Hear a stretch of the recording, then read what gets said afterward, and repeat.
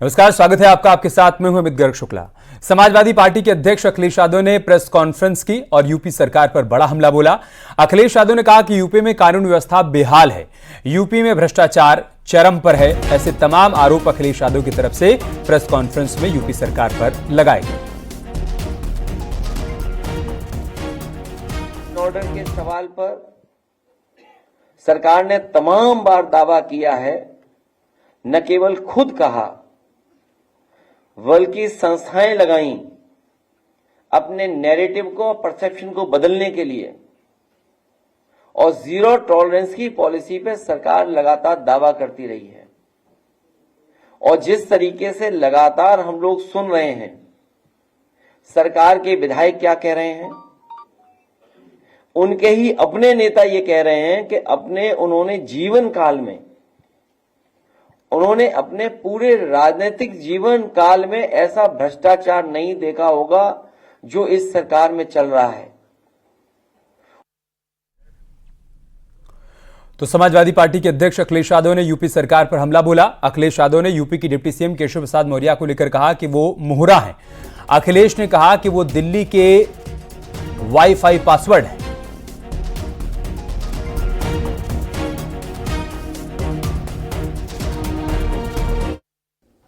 वो मोहरा हैं, दिल्ली के वाईफाई के वो पासवर्ड हैं।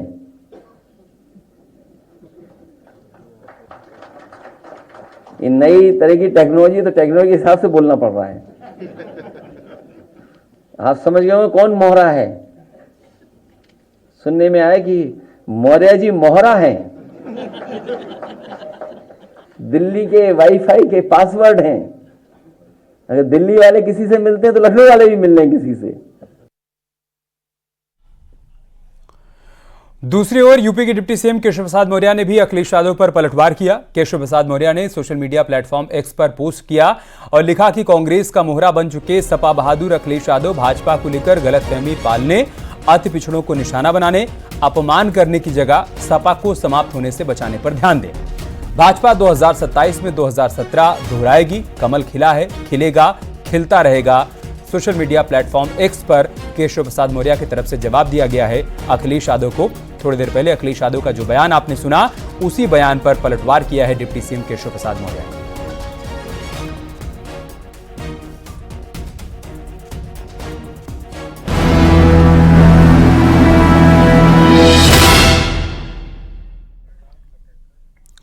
और बात करते हैं आज की एक और बड़ी खबर की। कांवड़ यात्रा रूट पर दुकानदारों के लिए नेम प्लेट लगाने को अनिवार्य किए जाने के फैसले पर रोक जारी रहेगी। सुप्रीम कोर्ट ने अंतरिम रोक के आदेश को बरकरार रखा है। सुप्रीम कोर्ट ने पहले इस मामले की सुनवाई करते हुए दुकानों पर नेम प्लेट लगाने संबंधी आदेश पर रोक लगाई थी। सुप्रीम कोर्ट ने साफ कर दिया है कि दुकानदारों को नाम लिखने के लिए मजबूर नहीं किया जा सकता है। दुकानदार अपनी मर्जी से दुकान पर नाम लिख सकते हैं। नेम प्लेट से जुड़ी जनहित याचिका पर आज सुनवाई करते हुए सुप्रीम कोर्ट ने यूपी, उत्तराखंड और मध्य प्रदेश सरकार से जवाब मांगा था। सुप्रीम कोर्ट में यूपी सरकार ने अपना जवाब दाखिल कर दिया। वहीं मध्य प्रदेश और उत्तराखंड सरकार की ओर से जवाब नहीं आ पाया।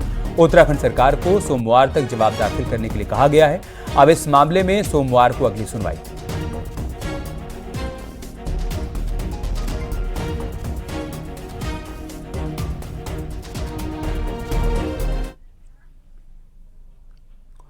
इधर यूपी सरकार ने कोर्ट में दाखिल अपने जवाब में अपनी दलीलों के समर्थन में कांवड़ यात्रा रूट के कुछ खाने पीने की दुकानों के फोटोग्राफ भी लगाए हैं।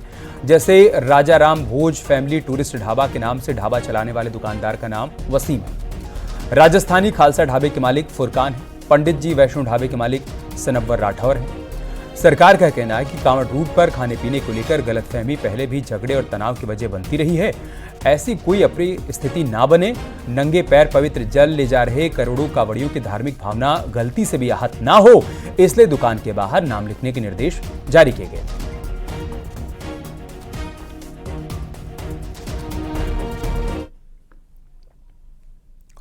27 जुलाई यानी कि कल नीति आयोग की दिल्ली में बैठक होनी है, जिसमें शामिल होने के लिए सीएम योगी आदित्यनाथ आज शाम दिल्ली पहुंचेंगे। सीएम योगी दिल्ली में कई बड़े नेताओं से मुलाकात भी कर सकते हैं। वहीं गवर्निंग काउंसिल की बैठक से पहले सीएम योगी की पीएम मोदी से मुलाकात भी हो सकती है। बीजेपी के राष्ट्रीय अध्यक्ष जेपी नड्डा और गृहमंत्री अमित शाह से भी सीएम योगी मुलाकात कर सकते हैं। फिलहाल मुलाकात का समय अभी तक तय नहीं हुआ है, लेकिन चूंकि उनको नीति आयोग की बैठक में शामिल होना है, लिहाजा उस बैठक में शामिल होने से पहले या उसके बाद वो प्रधानमंत्री से, गृह मंत्री से या फिर पार्टी के राष्ट्रीय अध्यक्ष जेपी नड्डा से मुलाकात कर सकते हैं। इन सब के बीच आपको ये बता दें कि दोनों डिप्टी सीएम भी दिल्ली में मौजूद रहेंगे। डिप्टी सीएम ब्रजेश पाठक कल दिल्ली पहुंचेंगे। आज लखनऊ से डिप्टी सीएम ब्रजेश पाठक जयपुर जाएंगे, फिर कल जयपुर से डिप्टी सीएम ब्रजेश पाठक दिल्ली पहुंचेंगे और केशव प्रसाद मौर्य आज ही दिल्ली पहुंचेंगे।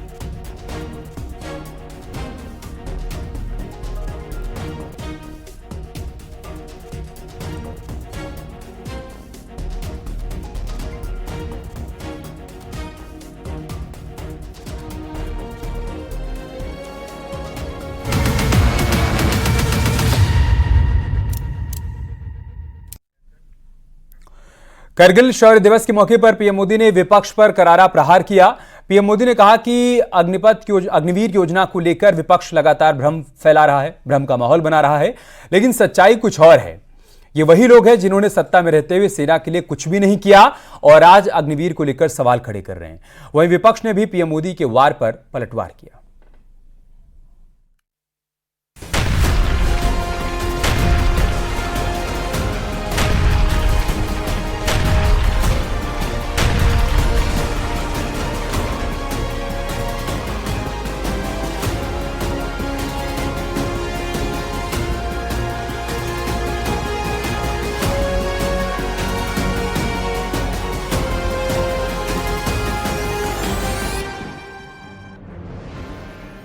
करगिल से पीएम मोदी ने आतंकवाद पर पाकिस्तान को नसीहत दी है। पीएम मोदी ने कहा कि करगिल में असत्य और आतंक की हार हुई थी। प्रधानमंत्री मोदी ने कहा कि पाकिस्तान ने अपने इतिहास से कुछ नहीं सीखा। शांति के लिए प्रयास कर रहा था, बदले में पाकिस्तान ने फिर एक बार अपना अविश्वासी चेहरा दिखाया। लेकिन सत्य के सामने असत्य और आतंक की हार हुई। पीएम मोदी ने कड़े अंदाज में एक बार फिर से पड़ोसी मुल्क पाकिस्तान को चेताया कि उसके नापाक मंसूबे कभी कामयाब नहीं होंगे। पाकिस्तान के पाले हुए आतंकवाद पर पीएम ने कहा कि हमारे जाबाज पूरी ताकत से आतंकवाद को कुचलेंगे। साथ ही पीएम मोदी ने दोहराया कि भारत ने दुश्मन को हमेशा मुंहतोड़ जवाब दिया है।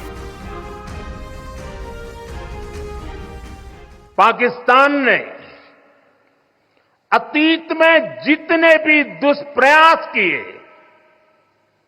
उसे मुंह की खानी पड़ी है। लेकिन पाकिस्तान ने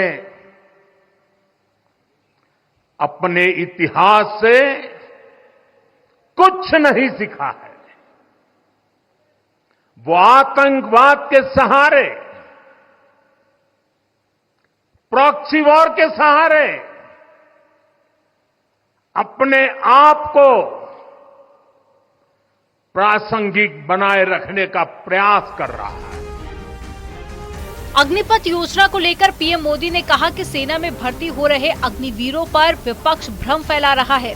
पीएम मोदी ने कहा कि विपक्ष ने भ्रम फैलाया कि पेंशन खत्म करने के लिए हमारी सरकार अग्निपथ योजना लाई, जबकि सच ये है कि जो आज जवान भर्ती होगा उसके 30 साल बाद पेंशन दी जाएगी।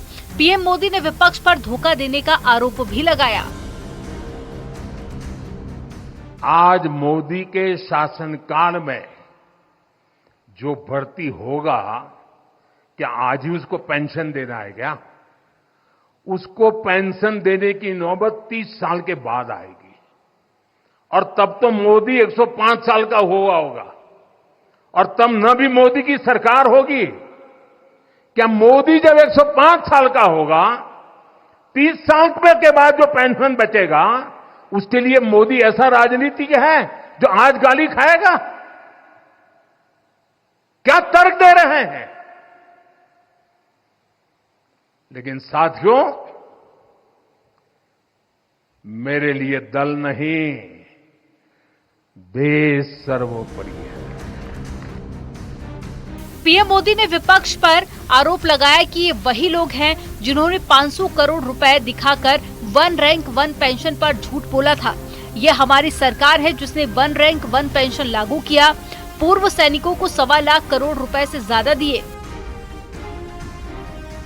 ये वही लोग हैं जिन्होंने आजादी के 7 दशक बाद भी शहीदों के लिए वॉर मेमोरियल नहीं बनाया।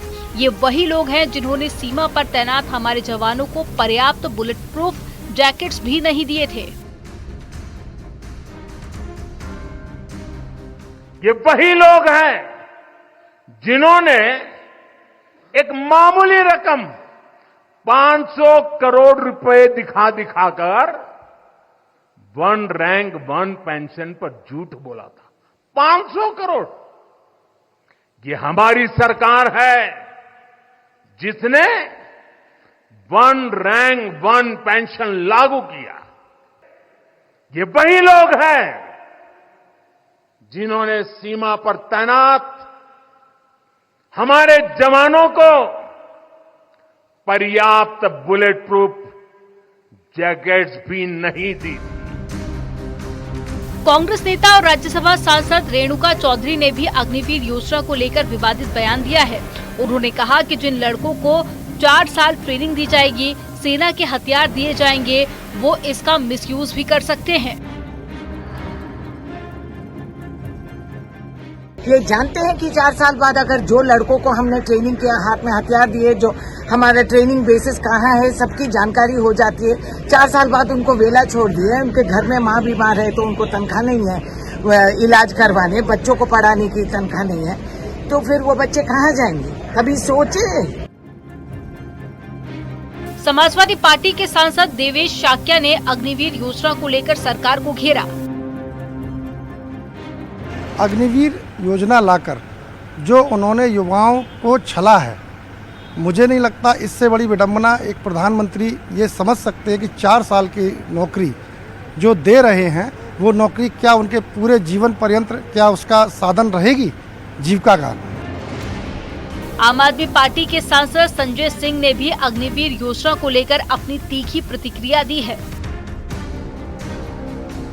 और किसान का बेटा जवान जो भारत माता के लिए अपना प्राण न्यौछावर करने के लिए तैयार है, उसको 21 साल में रिटायर हो जाना चाहिए। ये किस प्रकार का तर्क है प्रधानमंत्री जी का? अपनी कमियों को छिपाने के लिए आप ऐसी बातें कर रहे हैं? क्या हमारी सेना जिसने पाकिस्तान को बार बार हराया वो युवा नहीं थी? क्या हमारी सेना जिसने कारगिल का युद्ध जीता, जिसके विजय दिवस पर आज प्रधानमंत्री जी बोल रहे थे, क्या वो सेना सक्षम और युवा नहीं थी? बीजेपी सांसद रवि किशन का कहना है कि अग्निवीर ऐसी योजना है जिसने देश की फौज को मजबूत करने का काम किया है। यही देखिए, यही सत्य। आज हमारी फौज इतनी ताकतवर हुई, यशस्वी प्रधानमंत्री मोदी जी को उसका पूरा श्रेय जाता है। आज हमारी बिटिया भी फौज की तैयारी कर रही, तो ऐसे कितने बच्चों का मनोबल ये विपक्ष तोड़ रहा है। जहां पर आज बच्चे सेवा करने, देश के लिए कुछ करना चाह रहे हैं, जैसे इजराइल की फोर्स है, हर बच्चा वहां पे, या चाइना की फोर्स है कि हर बच्चा देश आर्मी के लिए ट्रेंड रहता है, एक आर्म्स को चलाने की ताकत रखता है और आर्म्स की कभी भी देश पे कभी विपत्ति आए तो आर्म्स उठा सके। ये वो सोच के साथ देश को मजबूत करना है। हेल्थ वाइज, शरीर वाइज, स्वास्थ्य वाइज आप फिटनेस रखते हैं, आप यंग रहते हैं, आप पॉजिटिविटी के साथ, आप ड्रग्स और शराब में नहीं पड़ते, एक बच्चों को नई दिशा मिलती है। वहीं सेना के रिटायर्ड अधिकारियों ने बताया कि कैसे सेना को मजबूत करने के लिए इस स्कीम को लाया गया है। जेस्चर्स हैं, ये प्रोग्राम को फ्रैक्टिफाई करने दीजिए, लोगों को सर्विस में जाने दीजिए। जब वो रिटायर होंगे, जैसे ही उनको चैलेंजेस मिलेंगे, कोई कहता है उसकी शादी नहीं होगी, कोई कुछ कहता है, कोई कुछ कहता है, ये सब मेरे दिमाग से पूछेंगे तो प्रीमेच्योर मनगढ़ंत बातें हैं। आपने अचार डाला है तो 4 महीने वेट नहीं करेंगे तो ऐसे खाएंगे तो बोले कच्चा यार, स्वाद नहीं आ रहा है। लेकिन when it is time ripened it, let the fruit ripen, you will love it. So give the scheme a chance. Kargil दिवस के मौके पर अग्निवीर को लेकर जारी सियासत पर प्रधानमंत्री मोदी ने करारा वार किया। उनका कहना है कि ये देश का दुर्भाग्य है, राष्ट्रीय सुरक्षा से जुड़े इतने संवेदनशील विषयों को कुछ लोगों ने राजनीति का विषय बना दिया है। ये लोग सेना के इस रिफॉर्म पर भी अपने व्यक्तिगत स्वार्थ में झूठ की राजनीति कर रहे हैं। वहीं विपक्ष लगातार अग्निवीर को लेकर सरकार को घेरने की कोशिश में जुटा है। न्यूज़ 18 के लिए ब्यूरो रिपोर्ट। आज राहुल गांधी सुल्तानपुर की एमपी एमएलए कोर्ट में पेश हुए, जहां पर राहुल गांधी ने अपना बयान दर्ज कराया। राहुल गांधी ने अपने ऊपर लगे आरोपों से इनकार किया और साथ ही कहा कि उन्हें राजनीतिक कारणों से फंसाया गया। मामला साल 2018 में कर्नाटक चुनाव के वक्त का है, जब प्रेस कॉन्फ्रेंस के दौरान राहुल गांधी ने गृहमंत्री अमित शाह को लेकर एक बयान दिया था, जिसके बाद सुल्तानपुर बीजेपी के जिला उपाध्यक्ष ने मानहानि का केस दर्ज कराया था।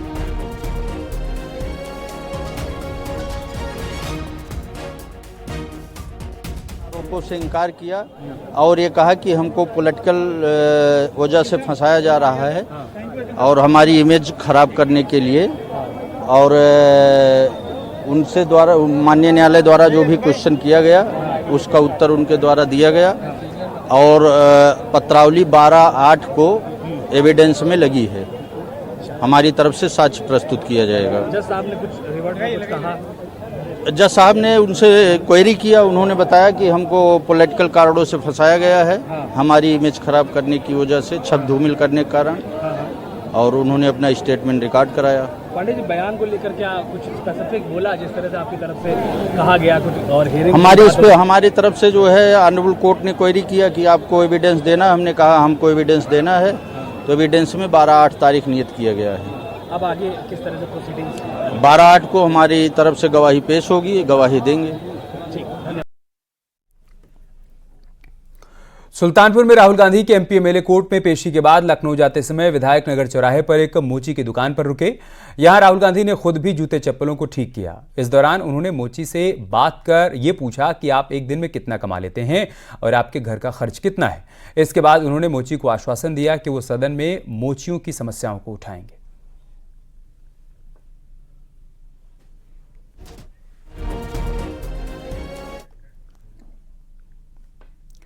बीजेपी के शाहजहांपुर से सांसद अरुण कुमार सागर ने कल लोकसभा में बीएसपी संस्थापक कांशीराम को भारत रत्न से सम्मानित करने की मांग उठाई। उत्तर प्रदेश की पूर्व मुख्यमंत्री और बीएसपी अध्यक्ष मायावती कई मौकों पर पहले भी ये मांग कर चुकी हैं। अरुण सागर ने शून्यकाल में कांशीराम को दलितों के उत्थान के लिए जमीनी स्तर पर काम करने वाला नेता बताते हुए कहा कि उन्होंने दलित राजनीति में महत्वपूर्ण स्थान बनाया और दबे कुचले वर्ग के लोगों को आगे लाने के लिए हमेशा प्रतिबद्ध रहे। उन्होंने कहा कि हम सरकार से अनुरोध करते हैं कि कांशीराम के समाज और देश के प्रति योगदान को देखते हुए उन्हें भारत रत्न से सम्मानित किया जाए। अध्यक्ष महोदय, मैं आपका आभार व्यक्त करना चाहता हूं कि आपने शून्यकाल में मुझे बोलने का अवसर दिया। मान्यवर, मैं आदरणीय श्री कांशीराम जी, जिन्हें बहुजन नायक और मानवर के नाम से भी जाना जाता है, एक भारतीय राजनीति में और समाज सुधारक थे, जिन्होंने बहुजनों तथा देश में सबसे निचले स्तर पर अछूत समूह सहित पिछड़ी जातियों के उत्थान के लिए कार्य किया। वास्तव में वह एक जमीनी कार्यकर्ता थे, मान्यवर, तथा जिन्होंने सदायगी जीवन व्यतीत करते हुए दलितों के लिए अपना पूरा जीवन समर्पित किया। यह किसी से छिपा नहीं है कि मानवर श्री कांशीराम जी ने दलित राजनीति में एक महत्वपूर्ण स्थान बनाया, लेकिन वह राजनीतिक से ज़्यादा देश के दबे कुचले और पिछड़े समाज के उत्थान के लिए सदैव प्रतिबद्ध रहे। मेरा सदन के माध्यम से सरकार से अनुरोध है कि मानवर कांशीराम जी के समाज और देश के प्रति योगदान को देखते हुए उन्हें भारत रत्न सम्मानित किए जाने हेतु समुचित कार्रवाई की जाए। मानवर, बहुत बहुत धन्यवाद आपका। बीजेपी सांसद अरुण कुमार सागर ने जैसे ही कांशीराम को भारत रत्न दिए जाने की मांग की, इस पर मायावती ने रिएक्शन दिया। मायावती ने सोशल मीडिया प्लेटफॉर्म एक्स पर लिखा कि बीजेपी के एक दलित सांसद ने बीएसपी के जन्मदाता और संस्थापक कांशीराम को भारत रत्न की उपाधि देने की मांग करने के बजाय केंद्र की सत्ता में अपनी सरकार से इसे तुरंत दिलवाएं, जिसका बीएसपी भी दिल से स्वागत करेगी, वरना इसकी आड़ में दलितों को गुमराह करना बंद करें।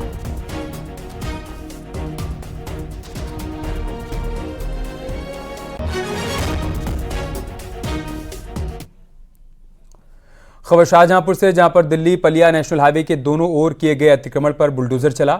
लकड़ी और टीन के खोखा हटाने के साथ ही झोपड़ियों को भी हटाया गया। इस दौरान भारी संख्या में पुलिस फोर्स की मौजूदगी रही। करीब 30 से 35 अतिक्रमण हटाए गए। अतिक्रमणकारियों को दोबारा अतिक्रमण नहीं करने की हिदायत दी गई।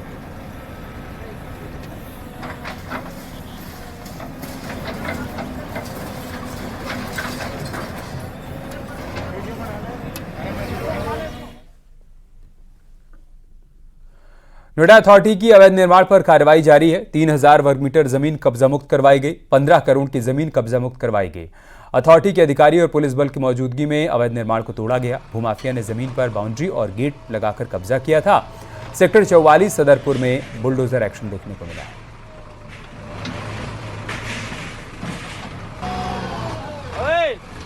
मार